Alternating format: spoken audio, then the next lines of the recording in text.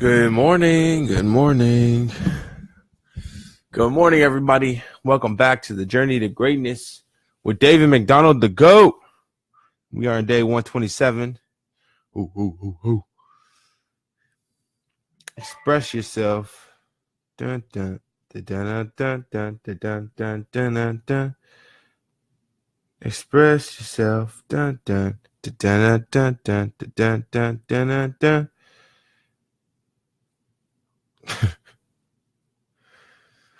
Good morning, Lee. Good morning, Liz. What's going on, everybody? Wake up, wake up, wake up.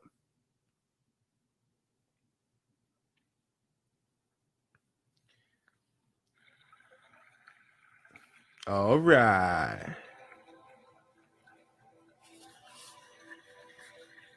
Let's get to it. So if you're just joining us for the first time, we're going to be... Hey, Sarah. Good morning. Hey, be on the lookout, Sarah. We're going to be planning our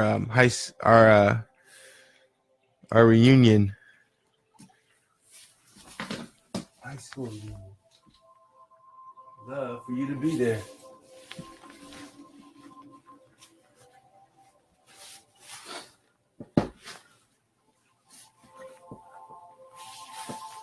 All right, so if you're just joining us for the first time, we're going to get into our meditation routine. So meditation is a good time for you to just relax your mind, be with yourself, be with your thoughts. It's a good time to quiet the mind within, figure out your direction. You can sit crisscross applesauce on your bed. So if you're laying down, that's fine. Or if you're laying down, just close your eyes and just put your hands by your side. Take 3 deep breaths in and out. You're probably already relaxed if you haven't been up or if you just woke up, which is completely okay. You want to maintain that state, but stay awake best as you can. If you're sitting up, sit crisscross applesauce. And just try to find that happy place of where you're going, what you're looking for.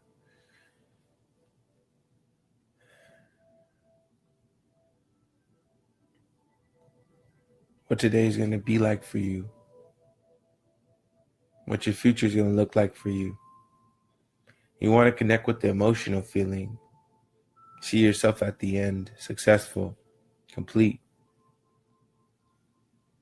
You found that partner. You found that friend who's always going to have your back. You found you. I'll see you on the other side.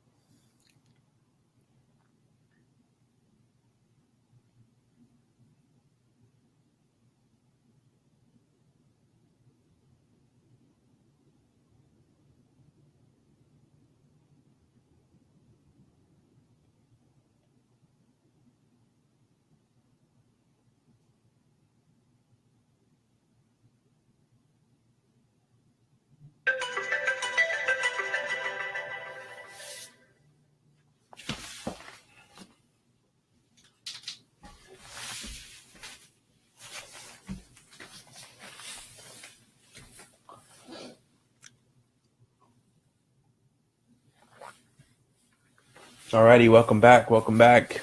Farhan, good morning, my brother. Have a blessed day today. Hey, Andrea. Good morning. How's it going? Have an excellent day today. So we're going to get into our reading routine. I'm actually reading Think and Grow Rich by Napoleon Hill. It's a really, really good book. So if you haven't checked it out, I highly suggest it. Now we're about halfway through the book, 4 months. And we've already read 4 books, just reading 15 minutes a day. So it's over like 1,000 pages of literature. So, I think it's been a pretty progressive and successive routine, being on this journey. So yesterday I killed 2 pens in our journaling exercise, which is awesome. How often do you kill one entire cartridge of pen before losing it? Nobody knows.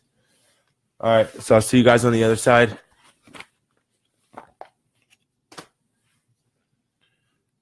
If you don't have a book in hand right now, then I would just suggest maybe going online and listening to like a motivational video like Les Brown, LESBROWN, or like listening, just type in Les Brown motivation while you're laying there or sitting up in bed.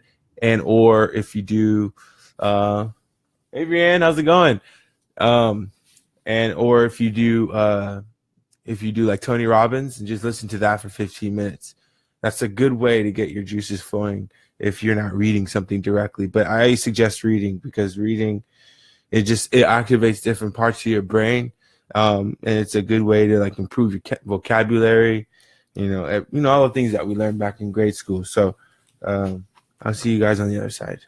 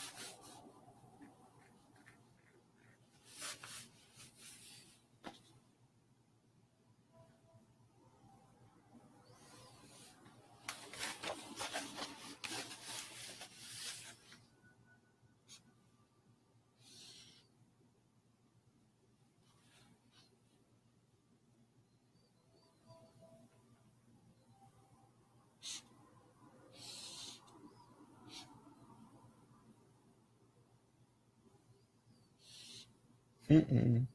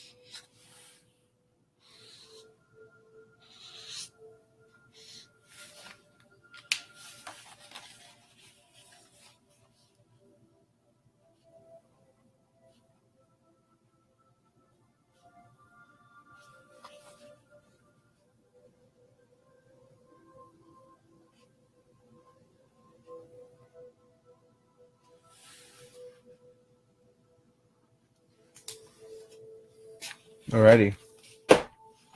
Welcome back, everyone. Welcome back. Hey, Shayna. How's it going? Good morning. Good morning. EJ. Good morning, my brother. Hey, Anna. Hey, Sarah. Good morning. Good morning. Abel. Happy New Year. Happy New Year. Happy New Year. All right. So we're going to get into our journaling routine here. Next. So if you have a piece of paper or a book, we've already, we pretty much have documented 108 days. I usually jam out like 3 pages in my journals. We've already finished like an entire book of journaling, entire journal. We started the journaling a little bit later as we added it to the journey as we started building in the beginning. But in the journal, what I usually like to start with is the things that I'm grateful for.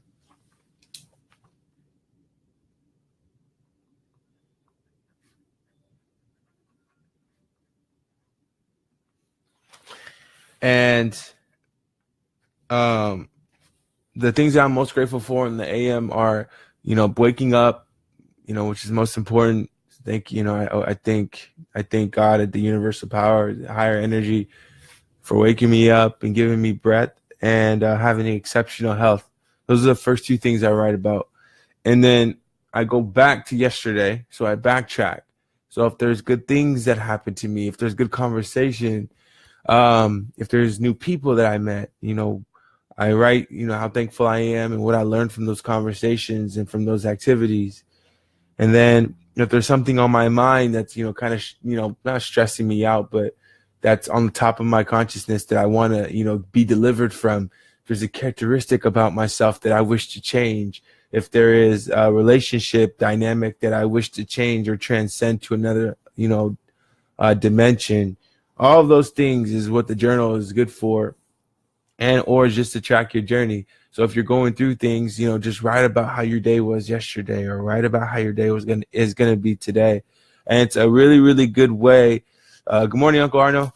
It's a really good way just to track your your day to day. We're pretty much writing a manifest for our lives, and when you write your ideas down on paper and you journal your journey, you start to manifest your ideas and your ambitions into reality. And that's the whole point of all of this. So I'll see you guys on the other side.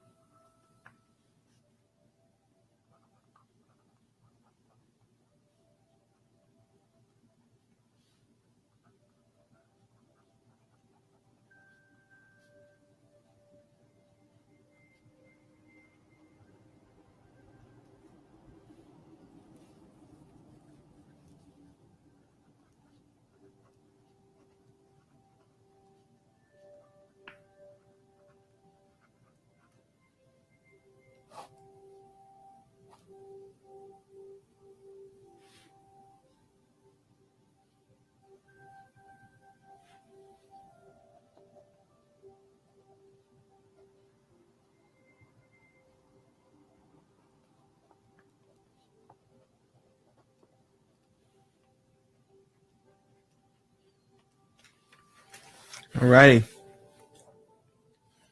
Beautiful session. Beautiful session. So welcome back. Now we're getting, hey Jay, how's it going, Jason? We're going to segue into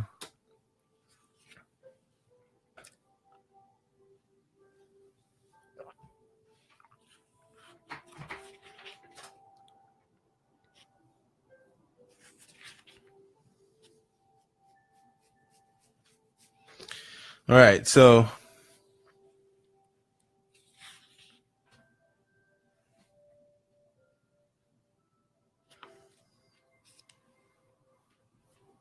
yesterday we were talking about in our book how we shouldn't expect favorable breaks or expect for luck to change our life situation, and take responsibility. Pardon me. Take responsibility for our success.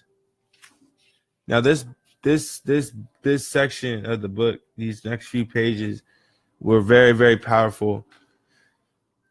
Every single line was pretty much, something that we can take away from. But the most important thing is we have to create plans for ourselves. So if we have an ambition or we have something of, interest that we wish to do, we must not stop until we find a plan of success. And what that means is Thomas Edison failed 10,000 times, the book says. Thomas Edison failed 10,000 times before he created the light bulb. And today, even, almost 100 years later, we're still using the light bulb that he created. And we honor his success, but a lot of people don't know that it took him 10,000 tries to actually complete and make the light bulb that we use today. His idea lived on, which is beautiful. Henry Ford, the founder of Ford Motors, right? He failed multiple times before he built his fortune. But the thing is the thing about each one of these creators is they failed, they stopped, they regrouped, and then they created something new. So they started a new plan. That's the biggest thing. If you quit mentally, or if you allow yourself to quit, then your idea dies. But if and it pertains to the question that was asked yesterday for everyone who wasn't on, it was how do you sharpen your mind, and how do you pretty much flip the switch within you to ignite the fire within? And the total answer to that is I think the conversation continued, and me and this person were talking, and they asked me, what happens when doubt comes into your mind? And you want to quit. And I'm like, well, that's never really a part of the discussion. If I put my mind to something and I say I'm going to do this, then it would behoove me, or it would dissatisfy me, I would say, to not complete or follow through on my idea. And the biggest thing there is if I don't even look at things as failures. I never fail, ever. I will never fail in this world. You will never fail in this world. But it's all about perception, right? So if you perceive something, or if you look at something as being a failure, then it'll affect you as such. If you look at it, as the book refers to, a temporary defeat, or just a nudge in your back to say, hey, that plan wasn't sound. That plan that you executed on right there, that the blueprint wasn't right. You got to go back and move a few lines over here and change a few steps over here. And then once you redesign your plan, then you go ahead and you execute again. And you do that until your execution, is at a high rate and that you're successful. And you do that until you are successful, unless you make the mental decision to change directions, which is totally okay too. But the only thing that I would encourage or support, the only other idea I would encourage or support is if you do decide to change directions, make sure you give yourself at least enough time to show you what you're really capable of. And then at the end of the day, you can really say, all right, is this really what I want?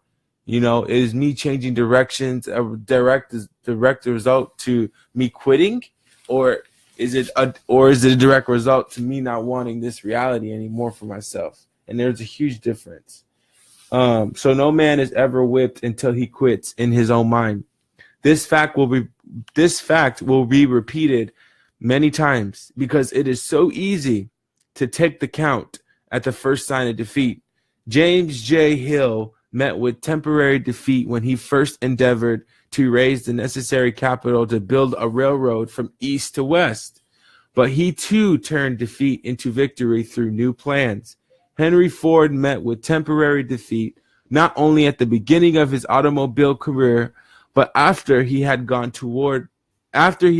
far toward the top. He created new plans and went marching on to financial victory.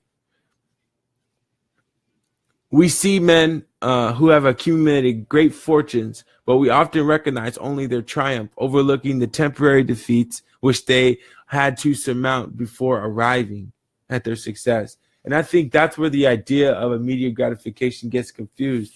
I posted a picture online a couple of days ago that applies exactly to this philosophy that we're reading about on this page on this day. And that was a few days ago.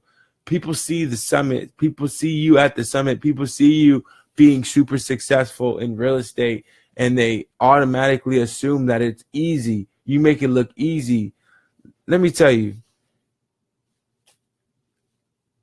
Let me ask you this one fundamental question. What do you do, right? When you first get into real estate, you don't have no money, you don't have a job, and the only thing you have is your faith to hang on to. Your family needs you need money to pay for your family's bills. You need money to buy food. You need money to pay your mortgage. You need money to do this. You need money to do that. You're on your last leg. You don't know where your next dollar is going to come from. What do? Most people are like, yeah, I'm going to fight through it and I'm going to grind. And that. No. I've seen it maybe in 2 out of like a lot of people that I've seen. Now, we're all capable of surviving and doing it, but it's the mindset. And that's one of the most, I'm not going to say challenging, but that's one of the most involved processes. That's this right here.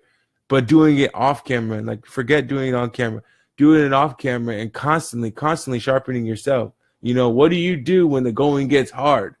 Through hell and high water, where are you at in this situation?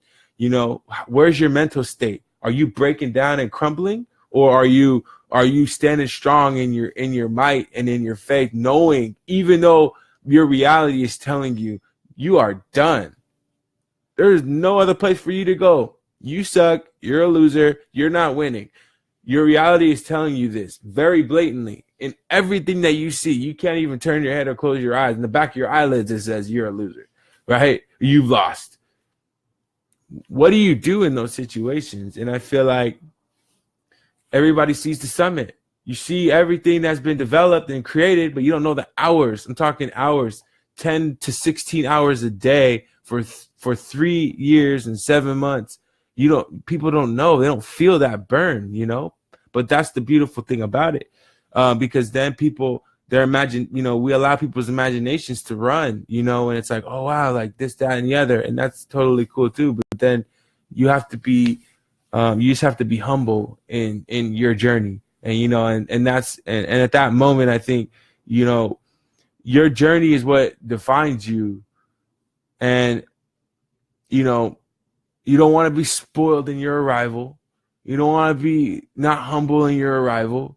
When you arrive to the top and you see and you're looking, you're surveying the land, you want to be humble forever, because the one thing that exists now, always exists, is you may have made it.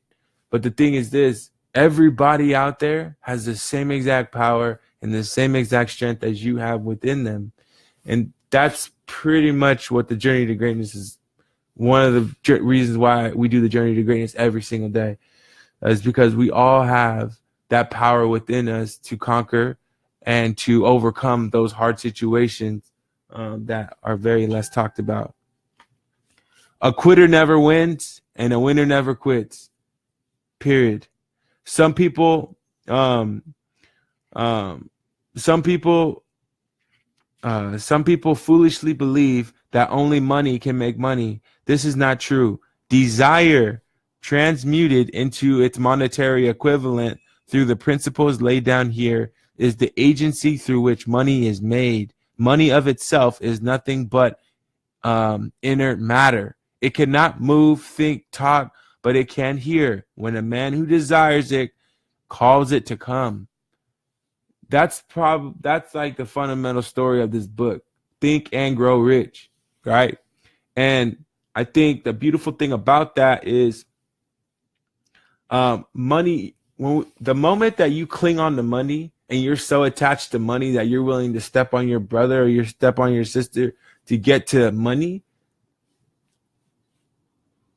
I can't really tell you what your outcome's going to be. But I can tell you that when you walk with the confidence that money is what it is and that it's going to come as it comes and you don't let it define you, then you're winning all day long. I can promise you that.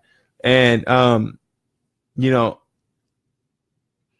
when money doesn't define who you are or your level of intelligence or your level of confidence, and it's not your staple, it's not a part of your foundation, you could take it or not. You could have it or not have it and still be a wonderful person.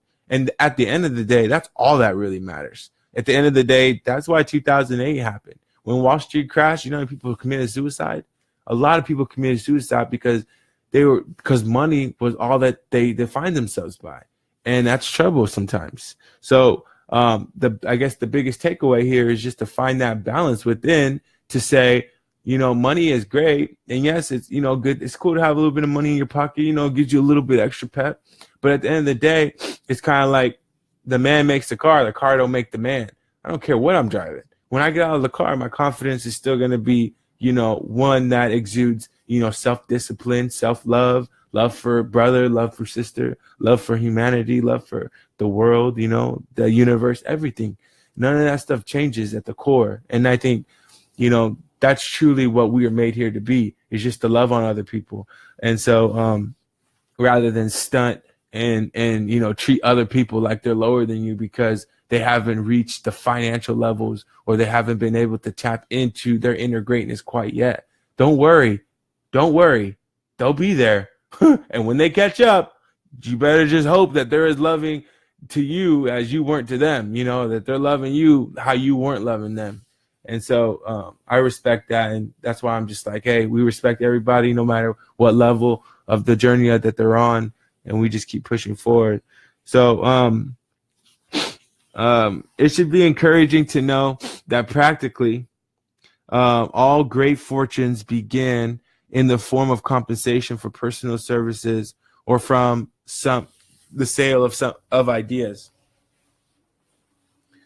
One type, so broadly speaking, there are two types of people in this world. One type is known as leaders and the other as followers. Decide at the outset whether you intend to become a leader in your chosen calling or remain a follower. The difference in compensation is vast. The follower cannot reasonably expect the compensation to which a leader is entitled, although many followers make the mistake of expecting such pay. Whew! It is no disgrace to be a follower. On the other hand, it is no credit to remain a follower. Most great leaders began in the capacity of followers. They became great leaders because they were intelligent followers, with a few exceptions. The man who cannot follow a leader intelligently may become an efficient leader. The man who can follow a leader most efficiently is usually the man who develops into leadership most rapidly. An intelligent follower has many advantages, among them the opportunity to acquire knowledge from his leader. Now, that's a big one. Live your dream or end up working for somebody who did. Simple. The number one thing is this. Everybody in this room right now, and I mean in this live session, is a leader. Period. If you choose to be a follower, there's nothing wrong with that, right? One of the main and most humbling qualities that I learned was the art of followership. When I got to college my freshman year and I graduated from high school, right? I thought when I got to college, I was the guy in class who sat in the front row and raised his hand to every question, right? Because I was so enthusiastic about learning and so confident in my level of education that I was just like, I'm that guy. Like, I know the answer. I want to answer. I want to be criticized. I want to be talked to by the professor. I want to know. I want to know. I want to know. So then one day, Dr. Joanne DeMark, I was in a leadership building class with seniors, and I thought it was kind of cool because I was with seniors, juniors, sophomores, and maybe one other or a couple other freshmen. But I had been introduced or invited to be in this class, and I was like, okay, cool. Or I may have chosen it. And she pulled me to the side. She said, David, can I ask you a question? I was like, yeah. She was like, did you do really well in high school? And I was like, I did all right, you know. She goes, she's like, you might want to practice the art of followership. I was like, what's that? And long story short, what she was saying to me is like, there's a lot of people in the room. You know, some of them have already traveled this 4-year journey that you're embarking on, that you're being introduced to. Let them guide you and take from them the information or learn from them. Not really take. That's, you know, that taking is almost, it's kind of like scavengery. But yuck. Borrow from them or allow their words to serenade with you, so that you can, you know, turn it into into your inner philosophy, intertwine it and make your thing stronger. And so once I learned the art of followership, I was like, that's smart. That's really good. Thank you so much for humbling me in that regard. And I eventually, built like a really trained listening ear. And so the art of followership and being an intelligent follower is different than just following blindly, right? And I'm always a supporter and advocate of that, follow intelligently. There's nothing wrong with that.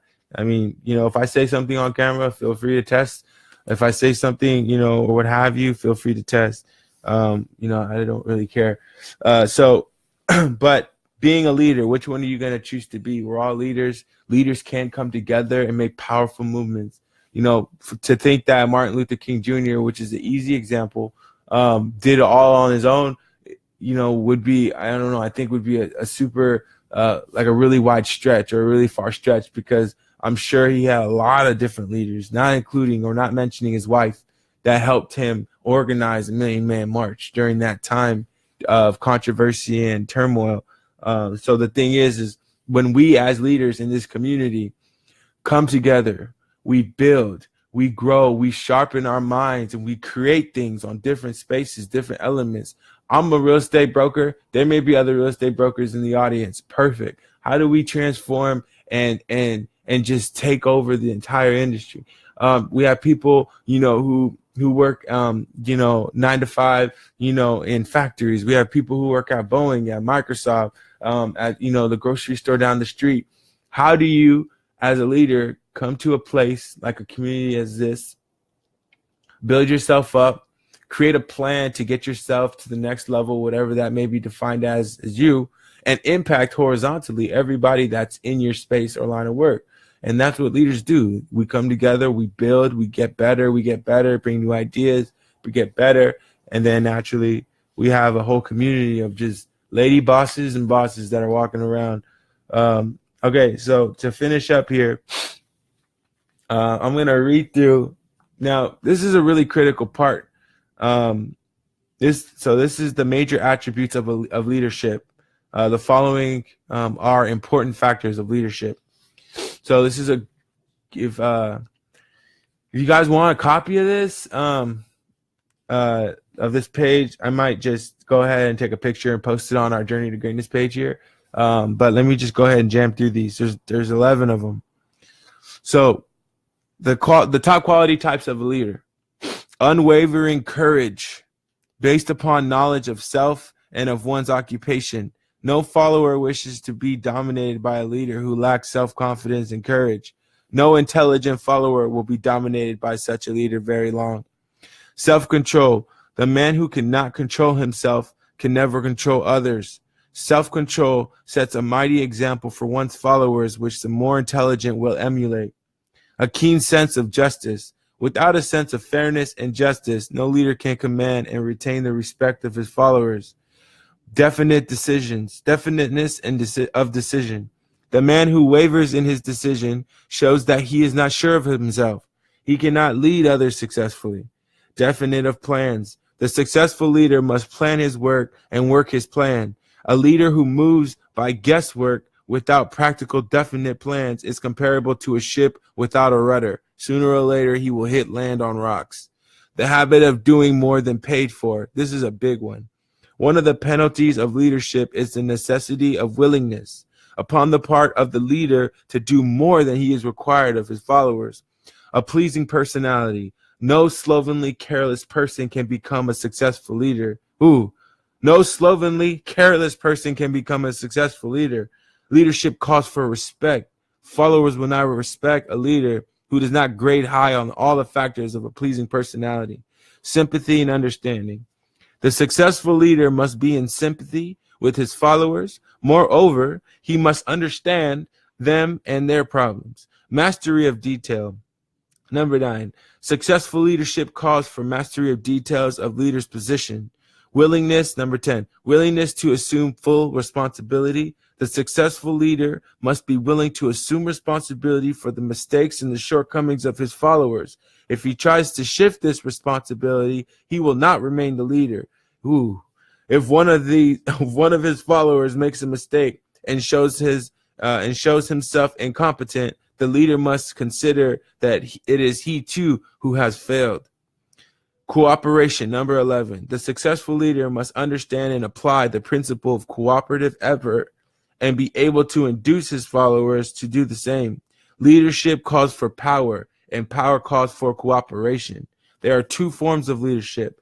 The first, and by far the most effective, is leadership by consent of and with sympathy of the followers. The second is leadership by force, without consent and sympathy of the followers. So tomorrow, key qualities of a leader, super powerful stuff. I'm sure it's probably everywhere online. But the beautiful thing about that is we're all leaders in our own respect.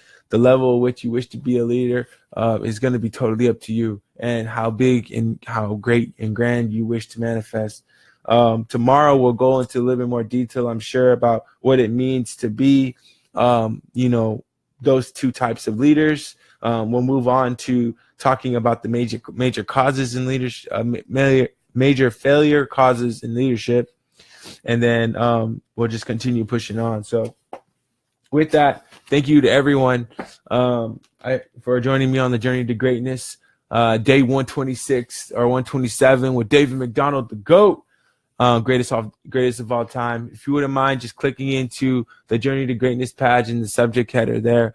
It's illuminated in blue. If you click the Journey to Greatness, you go to the page, give us a thumbs up. I'll add you to our private group. We're getting ready to, Liz, hold me accountable to this. We're getting ready to do a breakfast or a lunch, over the weekend, where everybody can just come together and just be in this synergistic place where energy is being transferred and we're networking and we're pretty much just building ourselves up. So if any of you are interested in that, please just, again, go like that page, and then I'll add you to the group, and then we can start planning there in the group.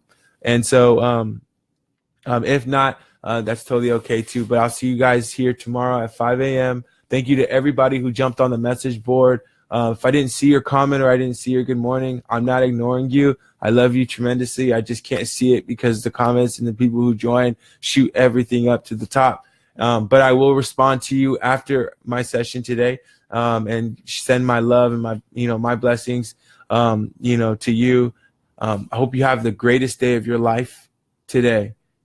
Remember that nobody can shake you except you. People can say mean things to you. People can do mean things to you. People cannot show up for you. But at the end of the day, none of that matters. The only thing that matters is that you love yourself, that you got you, okay? That you got you, and that at the end of the day, you will never fail. at anything you do in this life. You may take a temporary fee or a little nick to the jaw, but at the end of the day, you got you. Money doesn't define you. You are a great person. You are a person of love. You are a person of caring. You are a person of kindness. You are a person of forgiveness. Understand that. Live with yourself. Love yourself unconditionally. I'll see you guys tomorrow. Peace.